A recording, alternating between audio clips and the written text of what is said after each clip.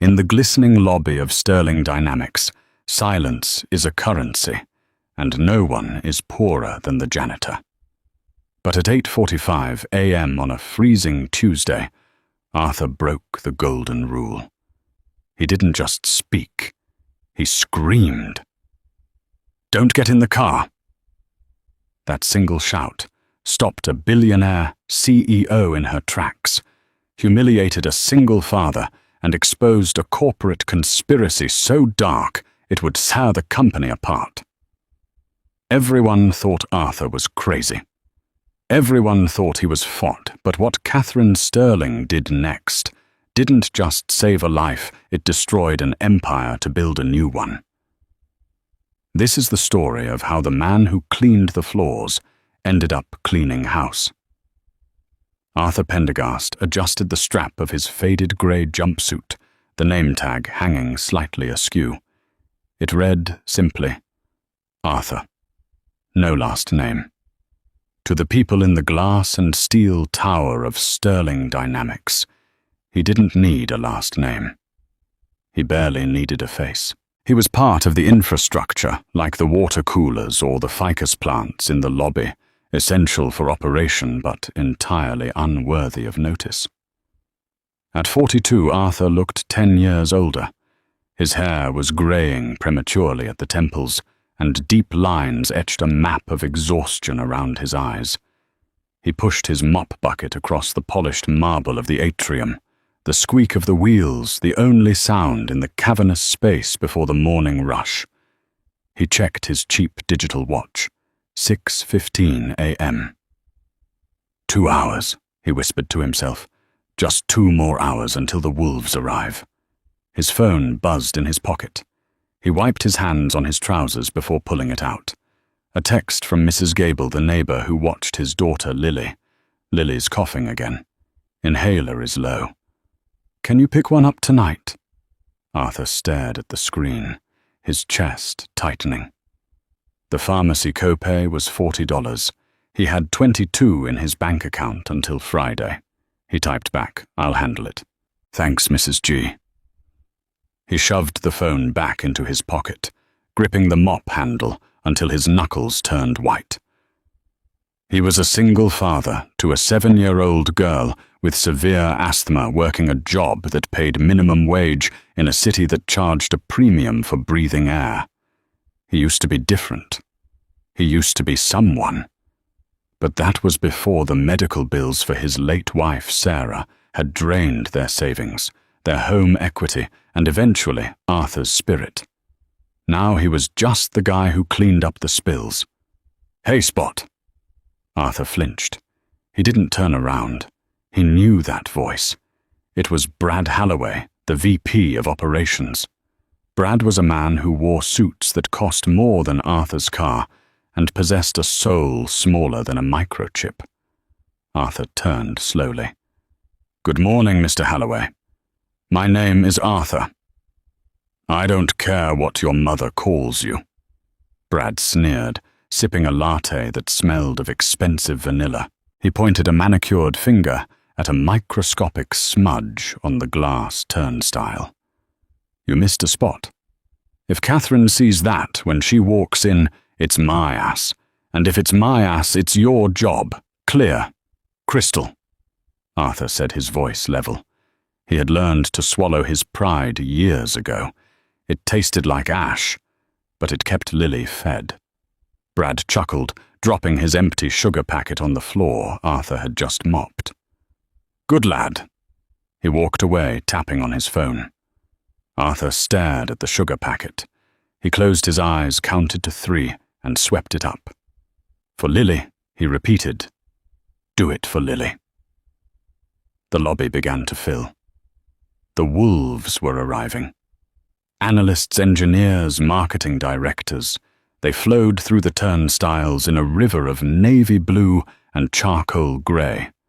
They looked through Arthur, talking about stock options and quarterly projections. And then the atmosphere shifted. The air pressure in the room seemed to drop. The chatter stopped. The revolving doors spun, and she walked in. Catherine Sterling, the billionaire CEO, The Ice Queen of Tech. She was 35, impeccably dressed in a tailored white coat that seemed to repel dirt by sheer force of will. She had inherited Sterling Dynamics 3 years ago after her father's sudden death, and the tabloids loved to hate her. They called her cold, ruthless, a trust fund baby playing with rockets. She walked with a phalanx of security guards and assistants. Her eyes were fixed straight ahead, scanning the horizon of her empire, seeing everything and acknowledging nothing. Arthur pulled his cart to the side, bowing his head slightly, the required posture for the invisible. As Catherine passed, her heel clicked rhythmically on the marble. Click, click, click. Then she stopped. Arthur held his breath. Had she seen the smudge? Brad pointed out.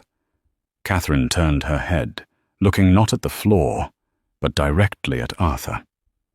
Her eyes were a piercing, icy blue. For a second, just a split second, there was a flicker of confusion in her gaze. She tilted her head, as if trying to place a melody she had heard in a dream. "Miss Sterling," her assistant, a nervous young man named Greg, whispered. "The board meeting starts in 10 minutes. Catherine blinked, the mask of indifference sliding back into place. "Yes, of course." She walked on. Arthur let out a breath he didn't know he was holding. He didn't know why she had looked at him. He didn't want to know. Attention from the top floor was never good for the people in the basement. He turned to push his cart toward the service elevator. He needed to get the trash out to the loading dock before the mid-morning lull. He didn't know that in less than an hour, he would be the most famous man in the company. The loading dock of Sterling Dynamics was a chaotic symphony of reverse beepers and shouting delivery drivers. Arthur preferred the noise here. It felt honest. He was tossing bags into the compactor when he saw it. Catherine Sterling's personal vehicle. It was a custom-designed armored sedan, a sleek black beast of a car that was rumored to be bulletproof, bomb-proof, and faster than a Ferrari. It was parked in the VIP bay, awaiting her transport to a luncheon with the mayor. Her driver, a burly man named Frank, who Arthur occasionally shared a cigarette with, was nowhere to be seen, likely inside grabbing a coffee.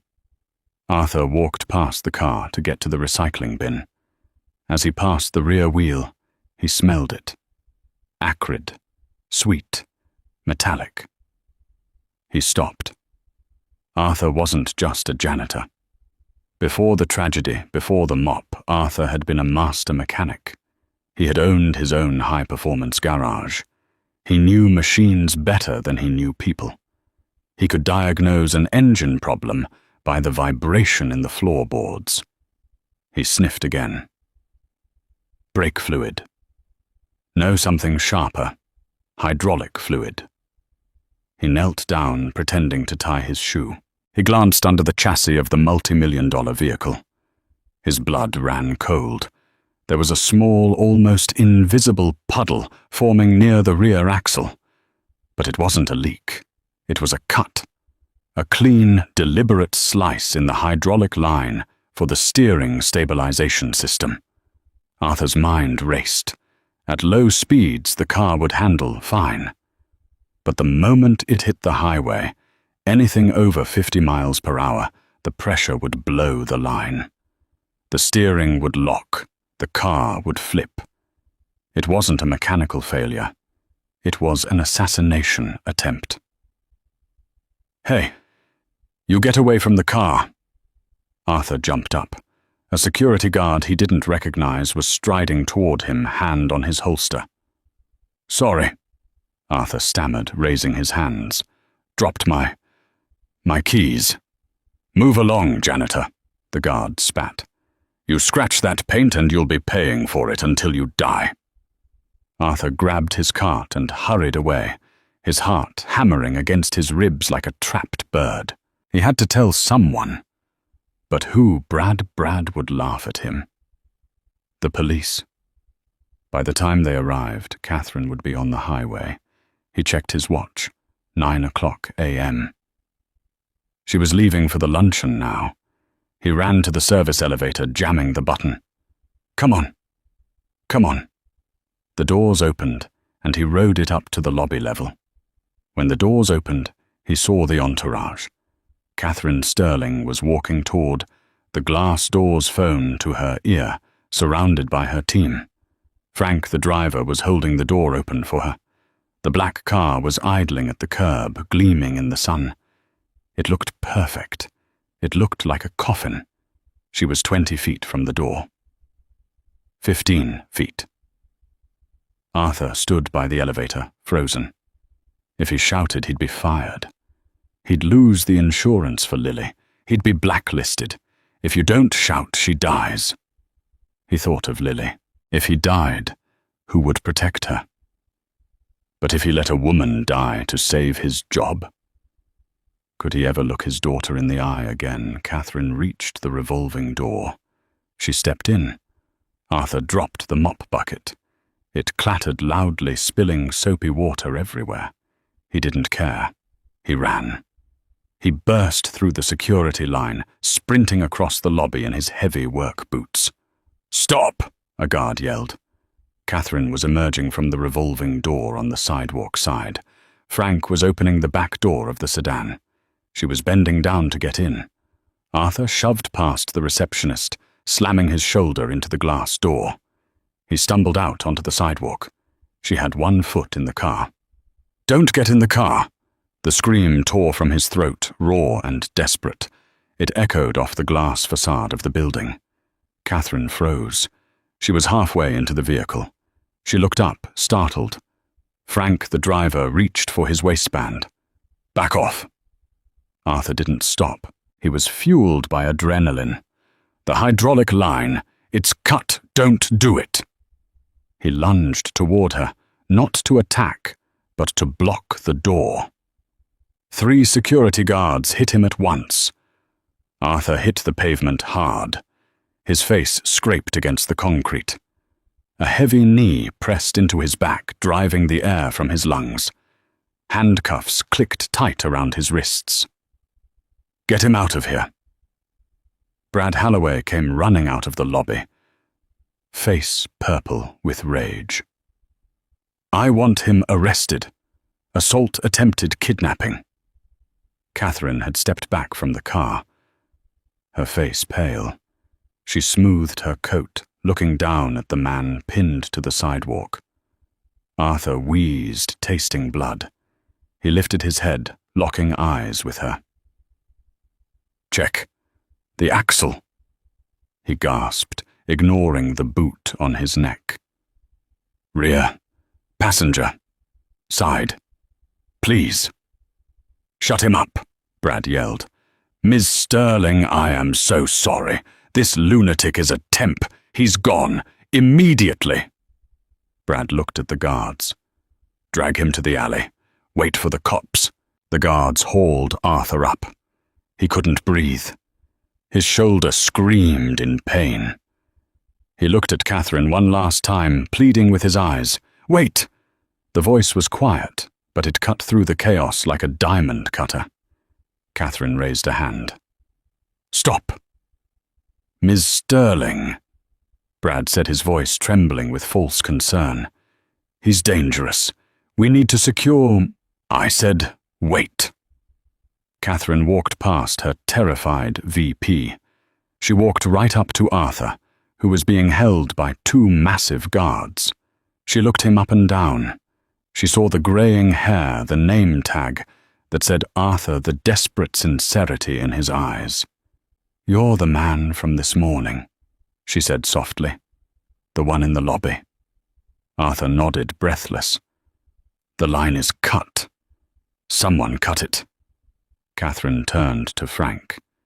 "Check it." Frank looked hesitant. "Ma'am, we have a schedule. This guy is just a nut job looking for a payout." "Frank," Catherine said, her voice dropping an octave. "Check the car." Frank swallowed. He pulled a flashlight from his belt and knelt by the rear passenger wheel. He shimmied under the chassis. Silence fell over the sidewalk. Brad was sweating profusely. The employees watching from the lobby windows were pressed against the glass. For 10 seconds, there was only the sound of city traffic. Then Frank slid out from under the car. His face was ghostly white. He looked at Catherine, then at Arthur, fear in his eyes. "He's right," Frank whispered. "The stabilizer line. It's been sliced, clean through." A collective gasp went through the crowd. Brad's jaw dropped. Catherine stared at the car, then slowly turned back to Arthur. The guards holding him loosened their grip, unsure of what to do. "Release him," Catherine commanded. "But Ms. Sterling—" "Release him," she barked. The guards let go. Arthur slumped, rubbing his wrists. Catherine stepped closer to him. The Ice Queen facade was cracking. "Who are you?" she asked. "And how did you know?" Arthur straightened his spine, meeting her gaze with a dignity that belied his dirty jumpsuit. "I'm just the janitor, ma'am. But I know a death trap when I see one." Catherine studied him for a long moment. "Brad?" "Yes, Miss Sterling," Brad squeaked. "Cancel my lunch. Call the police. No one touches this car until forensics gets here." She paused. "And bring this man to my office. Immediately." The police?" Brad asked. "No," Catherine said, turning on her heel. "Arthur comes with me." The elevator ride to the 50th floor was silent. The only sound was the hum of the machinery Arthur knew was well-maintained, unlike the CEO's car. Arthur stood in the corner of the elevator car. Catherine stood in the center. She hadn't looked at him since they left the curb. When the doors opened, they didn't reveal a standard office. It was a sanctuary. Floor-to-ceiling windows offered a panoramic view of the city skyline. The furniture was modern, sparse, and expensive. "Sit," Catherine said, pointing to a leather chair opposite her massive desk. Arthur sat feeling painfully aware of the grime on his jumpsuit. He kept his hands in his lap. Catherine didn't sit. She paced behind her desk, then turned to face him. "You saved my life," she said. It wasn't a question. "It seemed that way," Arthur replied. "How?" She leaned forward, her hands on the desk. "You're a janitor. My security team former Navy SEALs didn't see it. My driver didn't see it. How did you—" Arthur sighed. "I smelled the fluid. It's a specific blend used in high-end hydraulics, synthetic esters. It has a sweet smell when it hits the air. And you know this because you mop floors." Arthur looked down at his rough hands. "I wasn't always a janitor, Miss Sterling. Before things went bad, I was the lead engineer for Pegasus Motors. I specialized in prototype suspension systems." Catherine's eyebrows shot up. "Pegasus, they went under 5 years ago. They had brilliant tech, but terrible management." "I know," Arthur said wryly. "I was one of the people who lost their pension when the CEO fled the country." Catherine moved around the desk and sat on the edge of it, crossing her arms. "So you're an overqualified janitor who just happens to be in the right place at the right time." Or, her eyes narrowed, "You're the one who cut the line and you saved me to play the hero." Arthur didn't flinch. "If I wanted you dead, I would have let you get in the car. If I wanted to be a hero, I would have worn a cape. I just want to keep my job, so I can buy my daughter's asthma medicine." The mention of the daughter seemed to soften Catherine's gaze. "You have a daughter, Lily. She's 7. Catherine stood up and walked to the window. "Someone tried to kill me today, Arthur, inside my own company. That car was in a secure garage. Only employees have access." She turned back to him. "I can't trust my security. I can't trust my board, and right now the only person who saw the sabotage and actually did something about it is the man who empties the trash. She pressed a button on her intercom. Sarah, bring in a non-disclosure agreement. And a checkbook. Arthur panicked. Miss Sterling, I don't want money, it's not a reward, Arthur, she interrupted. It's a retainer. A retainer for what? Catherine looked him dead in the eye. I need to find out who did this. If I use my internal security, the saboteur will know I'm onto them. I need someone invisible. Someone who can go anywhere in this building without being questioned. Someone who knows mechanics and knows what to look for. Arthur realized what she was suggesting. You want me to spy for you? I want you to be my eyes and ears, Catherine said. You keep your janitor job. You mop the floors, you empty the bins. But you listen. You watch. You find out who wants me dead. And if I say no, then I give you $10,000 as a thank you, and I fire you for your own safety, Catherine said bluntly. Because whoever did this saw you save me. You're a target now, Arthur. Whether you like it or not, you're in the car. Arthur thought of the cut line. He thought of Brad Halloway's sneer. He thought of Lily coughing in her sleep. If he walked away, he was safe, maybe. But he'd be unemployed. If he stayed, he was in danger. But he had a chance to take down the people who treated him like dirt. I have conditions, Arthur said. Catherine smirked. I'm listening. Full medical benefits for my daughter, starting today. And if I find the guy, I want my old career back, not as a janitor, as an engineer. Catherine extended her hand. Deal. Arthur shook it. Her grip was strong. One more thing. Catherine said, her voice dropping to a whisper. Brad Halloway. He was very eager to have you arrested. Start with him. Arthur nodded. With pleasure. The intercom buzzed. Miss Sterling, the police are here, and the board of directors is demanding to see you. Catherine straightened her coat. She looked at Arthur. Get back to work, Arthur, and make sure those floors are spotless. Arthur stood up. For the first time in years, he didn't feel like the invisible man. He felt like a hunter. Yes, ma'am. The transition back to invisibility was harder than Arthur expected. Yesterday he had been a man shouting on a sidewalk, a chaotic variable in a perfect equation. Today he was just Arthur again. The blue jumpsuit was freshly laundered.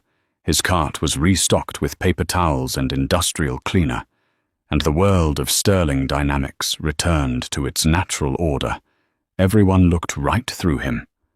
But this time Arthur was looking back. His first target was Brad Halloway. Catherine had given him a key card with level 5 clearance, disguised as a standard maintenance pass. It wouldn't open the vault, but it would open every executive office for cleaning purposes. It was 7:00 p.m. The sun had dipped below the skyline, painting the office in bruised purples and blacks. Most of the staff had gone home, leaving only the workaholics and the cleaning crew. Arthur pushed his cart toward the executive wing. The hallway was silent, save for the hum of the HVAC system, a system Arthur noted was vibrating slightly out of sync on the intake valve. Bearings are going, he thought automatically. 2 weeks before failure. He shook his head. He had bigger problems than ventilation. He swiped his card at Brad's office door. The light turned green. Brad's office was a shrine to his own ego. Framed magazine covers featuring Brad mostly obscure trade publications, a set of golf clubs that likely cost more than Arthur's annual rent, and a desk made of endangered mahogany. Arthur started his routine. He emptied the trash. He dusted the shelves, but his eyes were scanning everything. He checked the trash bin. Empty. Brad was careful. He moved to the desk. Papers were stacked neatly, mostly irrelevant quarterly reports. Arthur opened the top drawer. Pens, breath mints, a stress ball. Then he saw the shredder in the corner. It was full. Arthur knelt down. Most executives were lazy. They used the strip cut setting because it was faster than the cross cut. Brad was no exception. The bin was full of long, vertical strips of paper. Arthur pulled a trash bag from his pocket and emptied the shredder contents into it. He tied it off and buried it at the bottom of his cleaning cart under a pile of wet coffee filters. Suddenly, he heard footsteps, heavy, purposeful strides on the carpet. Arthur's heart hammered. He grabbed his spray bottle and a rag and began furiously polishing the glass coffee table. The door swung open. It wasn't Brad. It was a man Arthur had never seen before. He was tall, wearing a charcoal suit that fit too perfectly. He had silver hair tied back in a severe ponytail and wore rimless glasses that reflected the overhead lights. He didn't look like a tech executive. He looked like a shark in human clothing. "You," the man said. His voice was smooth, like velvet over gravel. Arthur didn't look up immediately. He kept scrubbing. "Just finishing up, sir. Be out of your hair in a minute." The man stepped into the room, closing the door behind him. The click of the latch sounded like a gunshot in the quiet room. "You're the one from the sidewalk," the man said. "The hero." Arthur froze. He slowly stood up, clutching the spray bottle like a weapon. "I just didn't want anyone to get hurt." The man smiled, but it didn't reach his eyes. "Noble. Tell me, Arthur, how does a janitor know the difference between a hydraulic leak and a stabilizer cut?" Arthur's mind raced. This man wasn't buying the lucky guess narrative. "I used to work in a garage," Arthur lied, keeping it close to the truth. "You see a lot of leaks." The man walked around Arthur, circling him. "Do you—" "I find that interesting. Because the fluid in Catherine's car, Formula 99X, is odorless to the untrained nose. It's also colorless until it oxidizes. You spotted it in seconds." The man stopped directly in front of Arthur, leaning in close. He smelled of expensive cologne and gun oil. "Who are you really working for, Arthur?" Arthur forced a confused expression. "I work for Sterling Dynamics, sir. I'm just trying to keep my job. Mr. Halloway said if the office wasn't clean by 8, I'd be fired." The man stared at him for a long, uncomfortable silence. He was dissecting Arthur, looking for a crack in the mask. Finally, the man chuckled, a cold, dry sound. "Mr. Halloway worries too much about dust and not enough about consequences." The man reached into his jacket pocket. Arthur tensed. The man pulled out a crisp $100 bill and tucked it into Arthur's breast pocket. "Do a good job," the man said. "And Arthur, if you see anything unusual, come to me. I pay better than Halloway." "Who are you?" Arthur asked, risking the question. "I'm Simon Redfield. I sit on the board." Redfield patted Arthur on the shoulder, a gesture that felt more like a threat than a comfort, and walked out. Arthur waited until the footsteps faded. His hands were shaking. Simon Redfield, the corporate raider. He was legendary for stripping companies for parts. If he was involved, this wasn't just a murder plot. It was a hostile takeover written in blood. Arthur grabbed his cart and hurried to the service elevator. He needed to get to the basement. He had a puzzle to solve. 2 hours later, in the dim light of the boiler room, Arthur's unofficial office, he laid out the strips of paper from Brad's shredder. It was tedious work. The air was hot and smelled of rust, But Arthur had the patience of a mechanic rebuilding a transmission.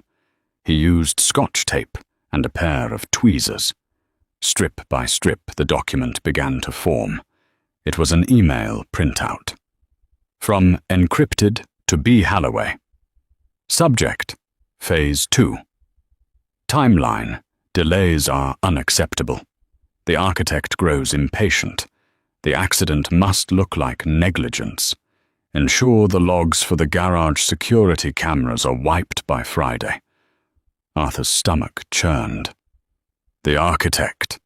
It sounded like a bad movie villain, but the threat was real. He continued piecing together the bottom half. Transfer of funds to the Cayman account is complete. $500,000.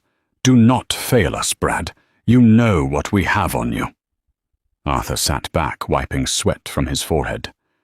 Brad was being blackmailed. He was the inside man, wiping the tapes, clearing the path.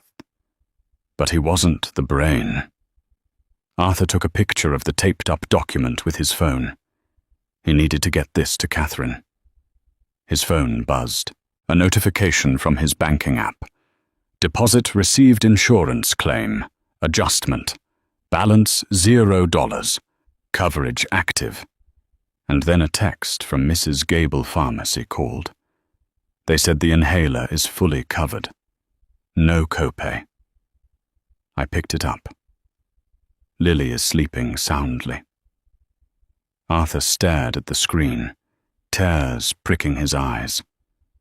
For the first time in 3 years, he didn't have to choose between food and medicine. Catherine Sterling had kept her word. Now, he had to keep his. The next morning, the atmosphere at Sterling Dynamics was toxic. The news of the attempted accident hadn't leaked to the press yet, but rumors were swirling internally. Arthur was buffing the floors on the 12th floor when his phone vibrated with a specific pattern, 2 short buzzes, 1 long. It was the signal. He moved to the freight elevator and took it down to the sub-basement 3 levels below the parking garage.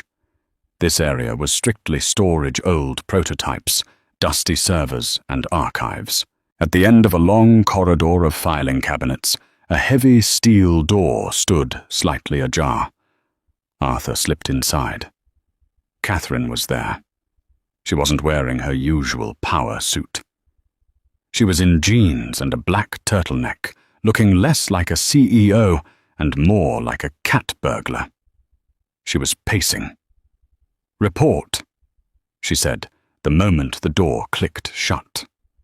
Arthur pulled out his phone and showed her the photo of the reconstructed document. Catherine squinted at the screen, zooming in. Her face hardened. "Brad?" I knew he was weak, but I didn't think he was stupid. "He's scared," Arthur said. "The email mentions blackmail. You know what we have on you." "I don't care if they have a video of him kicking puppies," Catherine spat. "He helped sabotage my car." "He's a pawn," Arthur argued.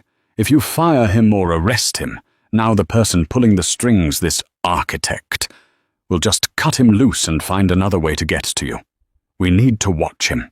Catherine looked at Arthur, surprised by his tactical thinking. "You want to use him as bait. I want to follow the money," Arthur said. "The email mentions a Cayman account, and I met Simon Redfield last night." Catherine went still. "Redfield spoke to you. He came into Brad's office while I was cleaning. He offered me money for information. He suspects I know more than I'm saying." Catherine ran a hand through her hair. "Redfield is a viper. He's been trying to force a merger with Omnicorp for months. I've blocked him at every turn. If I die, the stock plummets, and Omnicorp buys us for pennies on the dollar." "Is he the architect?" Arthur asked. "He has the motive," Catherine mused. "But Redfield isn't a tech guy. He's a finance guy.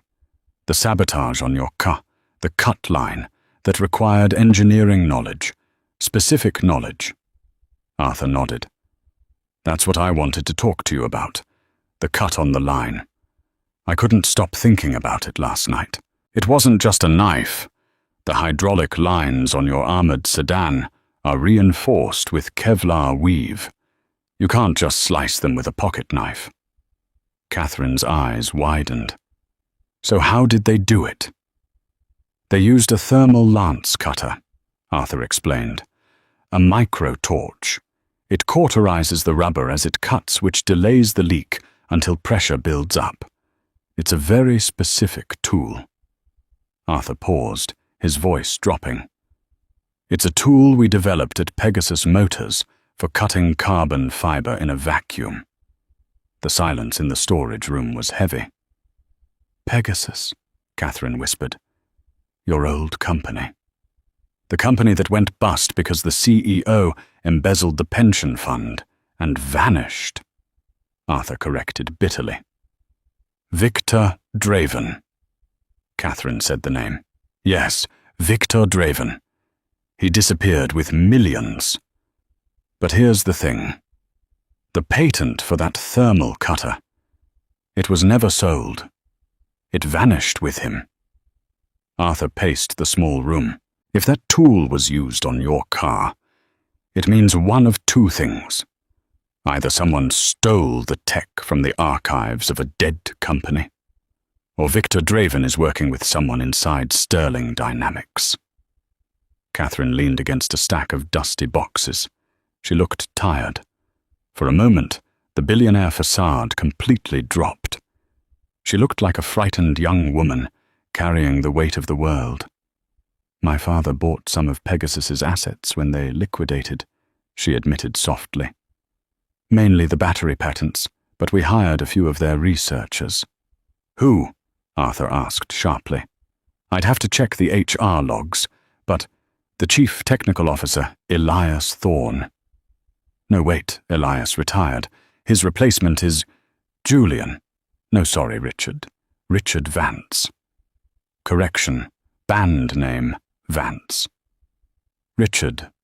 Sterling, my cousin. Your cousin is the CTO, nephew of my father. He's brilliant, but he's always resented that I got the CEO chair, and he got the lab. Catherine sighed. He oversees all R&D. If there's Pegasus tech in this building, Richard would know about it. Then we need to get into the R&D lab, Arthur said. That's impossible. Catherine shook her head. Richard runs that sector like a fortress. Biometric scans, retina checks. Even my clearance is logged. If I go in there snooping, he'll know in 5 minutes. Arthur smiled a slow, mischievous grin that took 10 years off his face. He scans for executives. He scans for scientists. But does he scan the guy who changes the air filters in the ceiling? Catherine looked at him. The ventilation shafts. I checked the blueprints, Arthur said. The main HVAC trunk line runs directly over the prototype lab. There's a maintenance hatch. Arthur, that's dangerous. If you get caught, I'm already in the car, remember, Arthur said. Besides, I need to know. If Draven is involved, this is personal for me. That man stole my life. He stole Lily's future. Catherine studied him. She saw the fire in his eyes. It wasn't just loyalty to her. It was a quest for justice. Okay, she said. But you're not going alone. What you can't fit in a vent, Ms. Sterling. And no offense, but your heels are loud. I'm not coming with you, she said, reaching into her bag. She pulled out a small earpiece and a pair of glasses with thick black frames. These are smart glasses. Prototype. They have a camera and a microphone. I'll be on the other end. I see what you see. I can guide you through the security grid. Arthur took the glasses. They looked surprisingly normal. He put them on. How do I look? Like a hipster janitor? Catherine smirked. Go. Tonight, midnight. The shift change. The ventilation shaft was claustrophobic, dark, and smelled of ozone and dust. Arthur crawled on his elbows, dragging his tool bag behind him. "Left at the junction." Catherine's voice crackled in his ear. She was safe in her penthouse, monitoring his feed. "Copy," Arthur whispered. He reached the grate, looking down into the R&D lab. It was a massive white room, filled with robotic arms and half-built drones. "I'm above the main lab," Arthur whispered. "Okay, look for the secure storage unit. It should be along the north wall. That's where Richard keeps the off-book projects." Arthur scanned the room through the grate. He saw the unit, a massive steel cage in the corner. "I see it, but I can't get down there. Motion sensors." "Use the spider," Catherine said. "The what?" "In your tool bag. I planted it there. It's a micro-drone, size of a beetle." Arthur opened his bag. Sure enough, there was a small mechanical insect. He picked it up all. "Controls are on your phone app. I installed it remotely while we were talking." Arthur shook his head. "Remind me to never let you hold my phone again." He dropped the drone through the grate. It buzzed silently down to the floor. Using his phone, Arthur guided it across the pristine white tiles. "Okay, get it to the cage. There's a keypad. I need to see the wear patterns on the keys to guess the code," Catherine instructed. Arthur piloted the drone to the keypad. The camera feed on his phone zoomed in. "4 digits, Catherine muttered in his ear. "The 1, 3, 5, and 9 are worn down. Try 1, 9, 5, 3. "I can't punch it in," Arthur hissed. "The drone doesn't have fingers." "No, but it has an override jack. Plug it into the port at the bottom." Arthur maneuvered the drone. It plugged in. The light turned green. The cage door clicked open. "We're in," Arthur said. "Now what?" "Fly it inside. Look for a crate marked Project Icarus." Arthur flew the drone into the cage. He scanned the shelves. Lasers advanced, batteries, stealth coatings. There. A black crate. Project Icarus. "Found it." "Open it," Catherine commanded. Arthur used the drone's manipulator arm to unlatch the box. The lid popped open. Inside, resting on black foam, was a device that looked like a futuristic gun with a glowing blue tip. "The thermal lance," Arthur whispered. "It's real." But there was something else in the box, a file folder. "Read the file," Catherine said, her voice tight. Arthur nudged the folder open with the drone. The first page was a schematic, but the second page was a memo.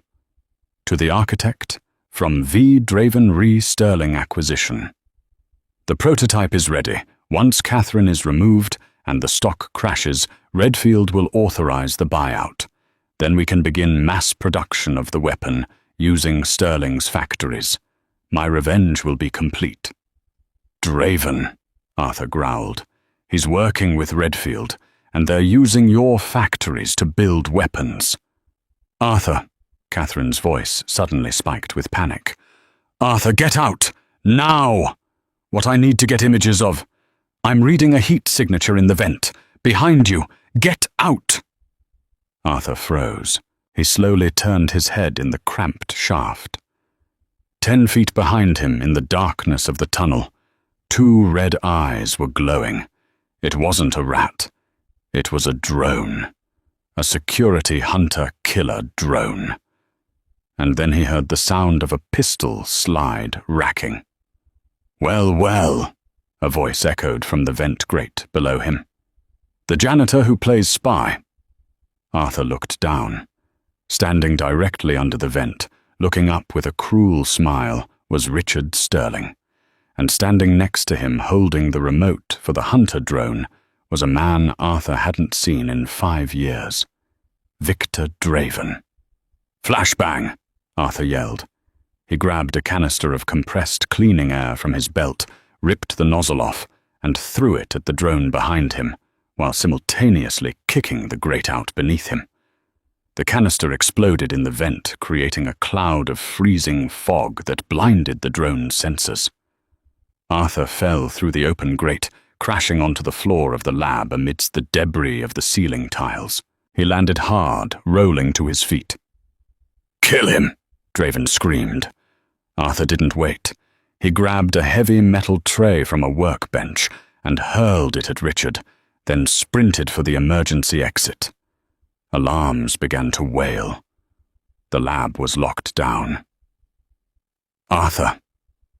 The south door. Use the code 77 Delta." Catherine screamed in his ear. Arthur reached the door, punching in the code. Bullets sparked against the wall next to his head. The door hissed open.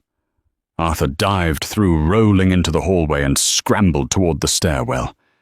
He was alive. He had the proof. But now the wolves weren't just at the door. They were hunting him through the halls. Arthur ran. His lungs burned and the cut on his cheek from the ceiling tile throbbed, but he didn't slow down. The building, usually his sanctuary of silence, had turned into a hunting ground. "Arthur, listen to me." Catherine's voice cut through the earpiece, breathless. "Richard has locked down the elevators and the main stairwells. He's engaged the active shooter protocol. That means the fire doors are magnetized shut. You're trapped on the 12th floor." Arthur skidded to a halt in the corridor. At the far end, the heavy steel fire doors slammed shut with a magnetic thud. He spun around. The doors at the other end did the same. He was sealed in a long hallway of glass offices with no exit. "They're coming, Arthur," Catherine warned. "I see 3 heat signatures moving up the service stairwell. They have override keys. You have 2 minutes. Arthur looked around wildly. He was in the marketing department. Cubicles, potted plants, a break room. No weapons. No exits. "I need a weapon," Arthur muttered. "There's nothing there," Catherine said, typing furiously on her end. "I'm trying to hack the door controls, but Richard has me firewalled. I can't get you out." Arthur ran into the break room. He saw the usual coffee machine, microwave, refrigerator. And then he saw the supply closet.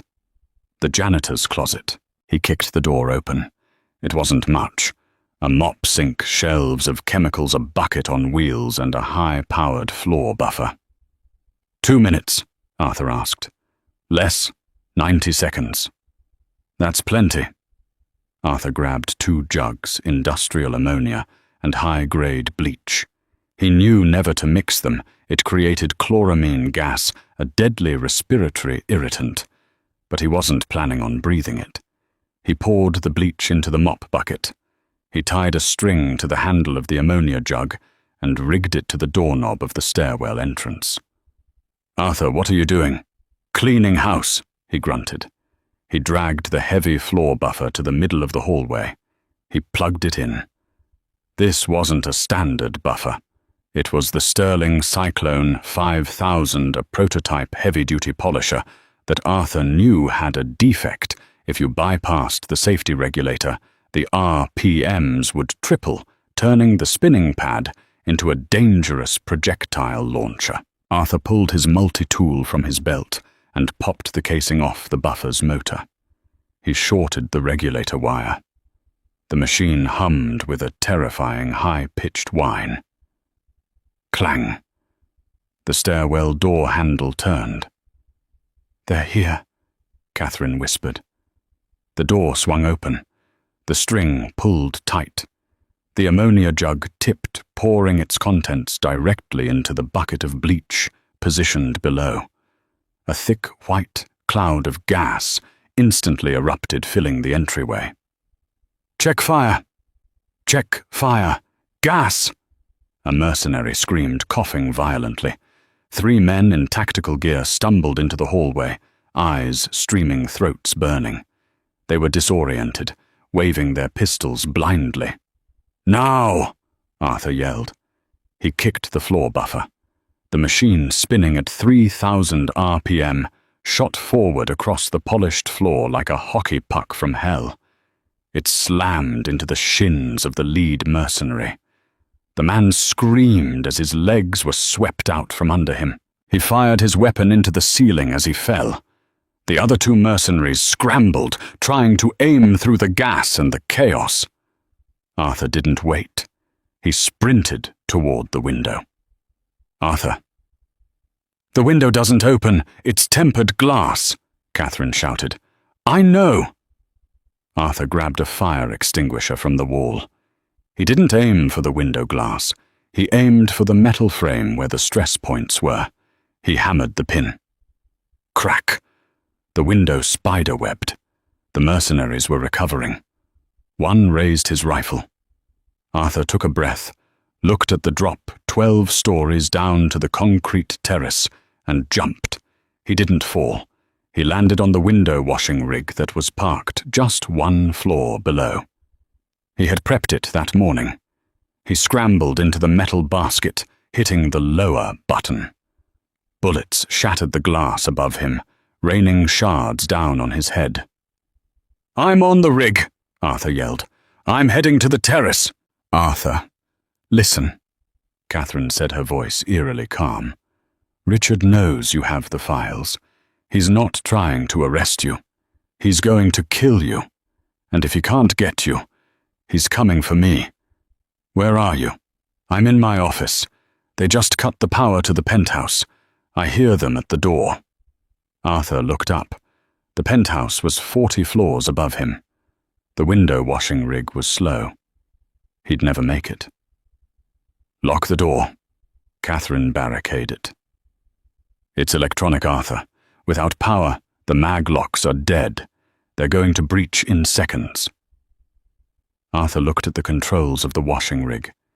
He looked at the heavy steel cables holding it up. "Catherine," Arthur said, his voice steady. "Do you trust me with my life? Get away from the window, far away." "Why, just do it." Arthur jammed the control lever to up. But he didn't just go up. He opened the motor housing of the rig and jammed his screwdriver into the governor. The rig lurched, shooting upward at unsafe speeds. He wasn't going to the roof. He was turning the window washing basket into a battering ram. He reached the 50th floor.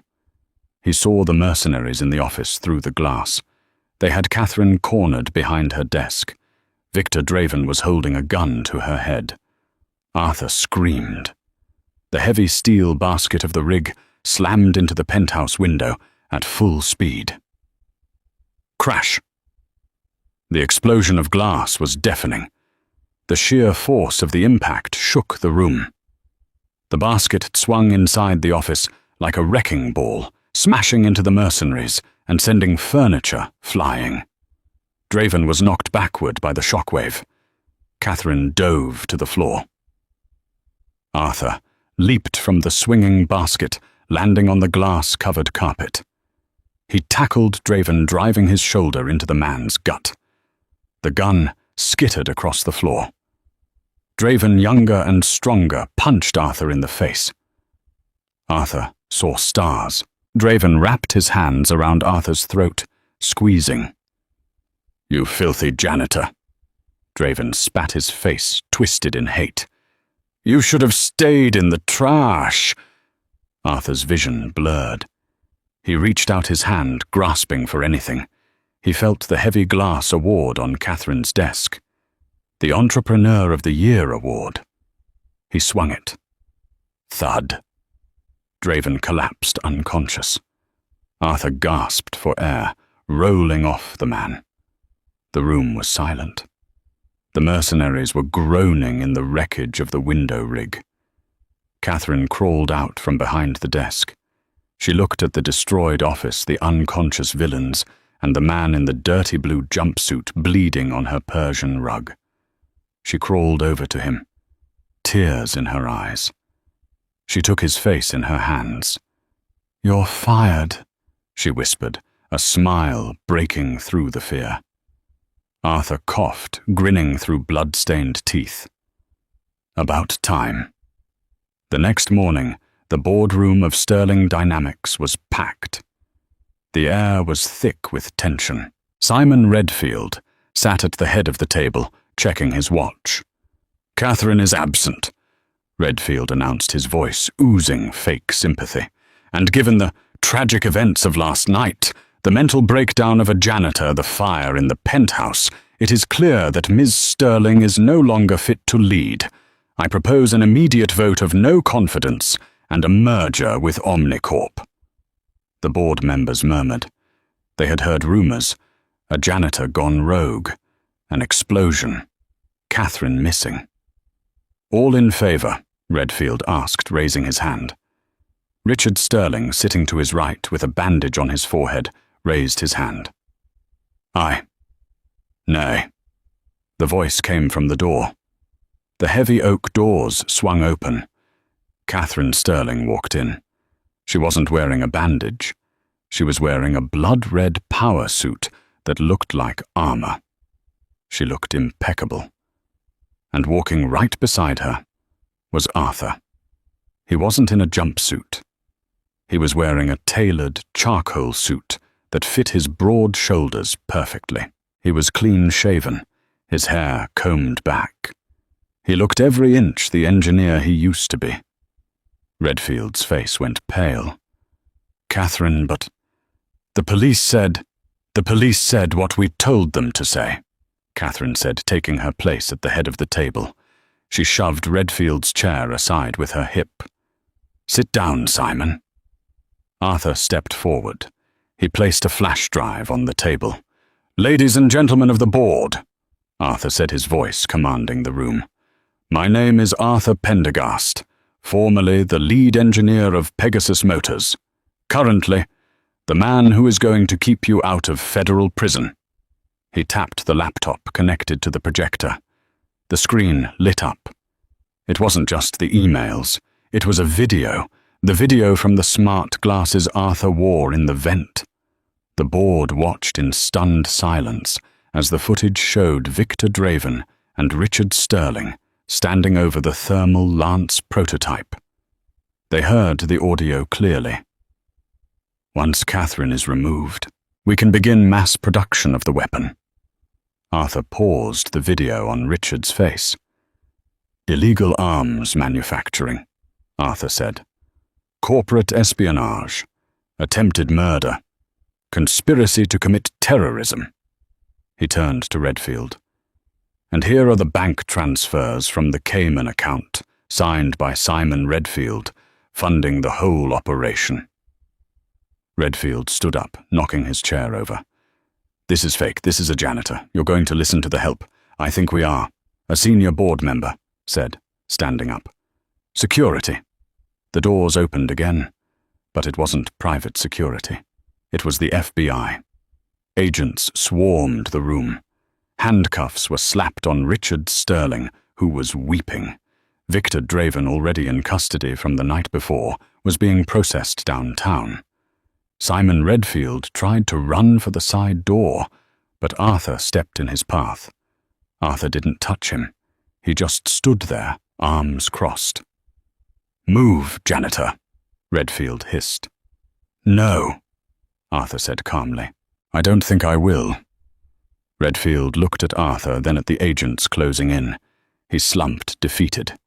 As they dragged the conspirators away, silence returned to the room. Catherine looked around the table. "The merger is off. Sterling Dynamics remains independent, and we are making some personnel changes." She turned to Arthur. "I would like to introduce you to our new Chief Technical Officer," Catherine said, smiling. "Arthur Pendergast." The board members, still in shock, began to clap. Slowly at first, then with genuine enthusiasm. Arthur looked at Catherine. He didn't see a billionaire. He saw the woman who had trusted him when he was invisible. 6 months later. Arthur parked his car in the executive garage. It wasn't a Ferrari. It was a sensible, safe Volvo. He walked into the lobby. The new janitor, a young kid named Leo, was mopping the floor.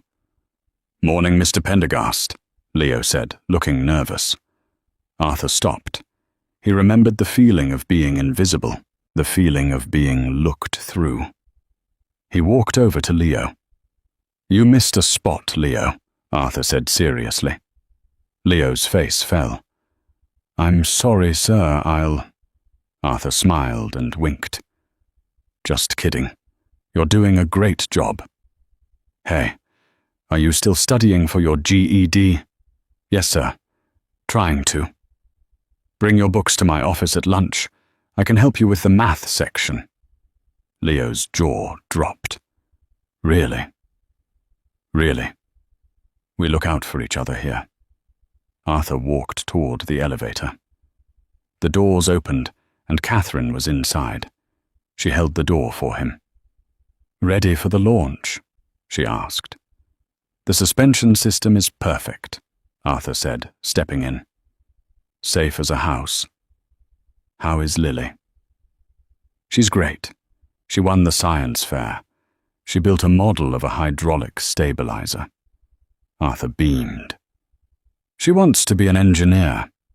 Catherine smiled, pressing the button for the top floor. "She has a good teacher." As the elevator rose, lifting them above the city, Arthur Pendergast looked at his reflection in the steel doors. The lines on his face were still there, but the exhaustion was gone. He wasn't the man who cleaned the mess anymore. He was the man who built the future, and he knew with absolute certainty that he would never be invisible again. Wow. From cleaning floors to cleaning up corruption, Arthur proves that heroes don't wear capes. Sometimes they wear blue jumpsuits. What did you think of Arthur's transformation? Would you have risked your life to save a boss who didn't even know your name? Let us know in the comments below. If this story kept you on the edge of your seat, please smash that like button. It really helps the channel. And don't forget to subscribe and hit the bell icon so you never miss a story about justice served cold. Thanks for watching, and remember, be kind to everyone you meet. You never know who might save your life one day. See you in the next video.